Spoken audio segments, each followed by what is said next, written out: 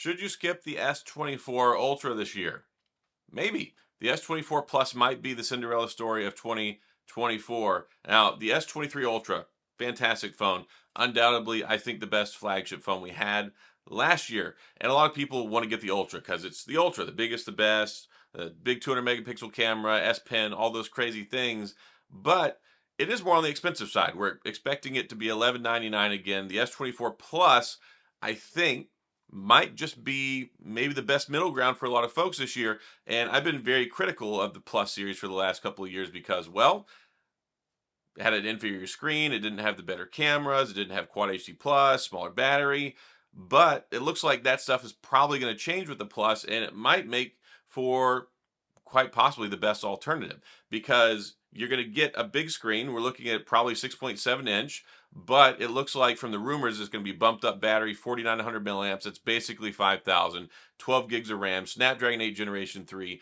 All the S series are getting OLED screens, so you're going to have an OLED LTPO from what we're reading. That means that it'll be able to throttle down. It's not going to be the LTPS, so you'll get the better battery savings. You get the $200 cost savings, and not everybody wants the S Pen. Not everybody wants the more boxy design with the Ultra. Not everybody wants to pay the extra money. Not everybody cares about the 200 megapixel camera. So it might finally be the phone worth buying where it's not like you had to compromise before. I've said the last couple of years, the Plus series basically made an upsell for the Ultra because you get everything. And they had so many compromises with the Plus series, it really kind of irked me that they charged $1,000 for it, but had less battery, no macro, no 200 megapixel camera or 108 megapixel, no better screen. So I'm really excited about the Plus series this year because, well, it gives us a good middle ground. It gives you that almost complete flagship experience where it's not going to have the 200 megapixel camera, but it'll have very capable cameras, and everything else should be pretty darn stinking good. Now, there are concerns internationally where some markets might have the Exynos, which would be a killer for me. I wouldn't recommend buying it with the Exynos.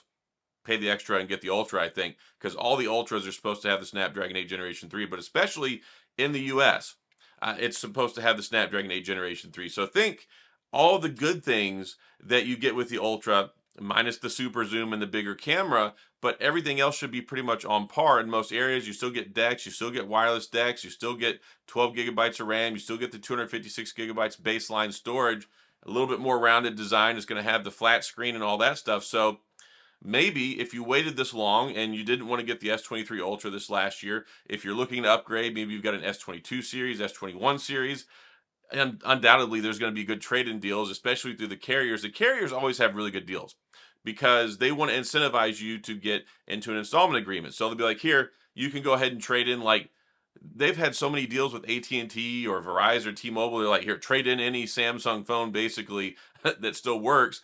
And they gave a lot of people up to like $1,000 or $800 trade-in credit. So I think that it may just be the sweet spot for 2024 where you're not having to make all the compromises.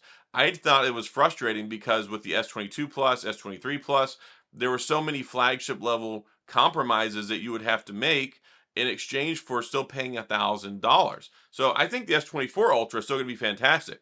I'm definitely going to get the S24 Ultra. I'm probably going to buy the S24 Plus. Honestly, I might just have to buy all three of them because there's so many different folks that are looking at these phones, different pricing models, different sizes. For instance, the S24 is still rumored to have a 6.1-inch screen. I love having that smaller one-handed form factor. I mean, my favorite phone of 2023 was the Sony Xperia 1 Mark V. I love the 6.5-inch screen. I love how thin it is. I love how easy it is to use one-handed. But a lot of people like Samsung, and I'm hoping that they bump up the warranty and the support stuff too, because for the last couple of years, they've had 4 years of operating system updates, 5 years of security patches, but I really feel like they need to take that up just a little bit further because now with the Google Pixel series offering 7 years of software updates, 7 years of security patches, it kind of puts Samsung a little bit behind, and their phones, I think, are definitely capable, if not more capable, than Google of lasting for anywhere near that long. I think to be able to keep one of these phones 4 or 5 years is pretty darn reasonable now. So that gives me a lot of excitement towards the S24 Plus that I haven't previously had with the S23, the S22, S21 series. So if you can get that pretty much full flagship experience, minus having the S Pen, and let's be honest, ever since the Note series got combined with the S series and the Ultra, they're basically making you pay extra money to get the best of the best phone experience, but not everybody wants a stylus. A lot of people don't like the S Pen. I mean, some people do, but some people, they get it, they take it out, they use it 1 or 2 times, and then it just sits in their phone for the next couple of years till they get ready to trade it in. And not everybody likes the more boxy appearance. Plus, it's a little bit heavier and usually a little bit more unwieldy. So I think maybe for a lot of folks who've been sitting around waiting, looking at things, looking at maybe a more manageable price point, and when it comes to a lot of the deals too, especially like the carriers, usually they give you good trade-in and you could get the S23 Ultra or whatever, and they'd give you a certain amount of trade-in credit or maybe up to 1,000, but you might still have to come out of pocket a couple $100, whereas you haven't historically had to do that with the regular, like the 23 or the 23 Plus. I kind of expect the similar with the S24 Plus. So it might just line up with a lot of people's interests, price points, good trade-in deals, and that's the other thing we're going to look forward to as well. I think the trade-in deals are going to be better this year. With the S23 Ultra, S23 series, it was the lowest trade-in values we've seen in years, but there's been like internal memos that have leaked that Samsung wants to push and try and do 10% more sales on the S24 series over the S23 series, which means probably more incentives. We've already got the reserve your pre-order, which I've got a link in the description for that, where if you go to the website, all you have to do is put in your first name, your last name, and your email. That's it. No obligation, no payment information, none of that.